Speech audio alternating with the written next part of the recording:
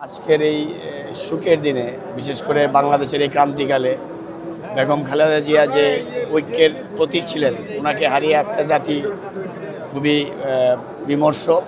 এবং বাংলাদেশের এই সময়টাতে বিশেষ করে গণতন্ত্রের উত্তরণের সময় বাংলাদেশ যে মহামূল্যবান ব্যক্তিত্বকে হারিয়েছে, এই শোক আসলে কাটিয়ে ওঠার নয়। তারপরেও আমরা বাংলাদেশ জাতীয়তাবাদী দল বিএনপি এবং তার অঙ্গ সংগঠন এবং তার সহ বিভিন্ন রাজনৈতিক দল এবং মতের ঊর্ধ্বে থেকে বেগম জিয়ার জন্য দোয়া করব, ওনাকে যেন আল্লাহ বেহেশত নসিব করুক। এবং উনি যে ত্যাগ এবং যে বাংলাদেশের জন্য যে ওনার জন্য যে ত্যাগ ছিল, সেই ত্যাগ ওনার পারিবারিক থেকে নিয়ে জাতীয় জীবনে সেটা ওনার ব্যক্তিত্বকে উনি ধারণ করেছেন। এবং আগ্রাসন বিরোধী এবং ভারতীয় আধিপত্য বিরোধী যে সংগ্রাম উনি চালিয়ে গিয়েছেন, এটা বাংলাদেশের ইতিহাসে চিরস্মরণীয় হয়ে থাকবে। এবং আমরা আল্লাহর কাছে দোয়া করি, আল্লাহ যেন ওনাকে বেহেশত নসিব করুন।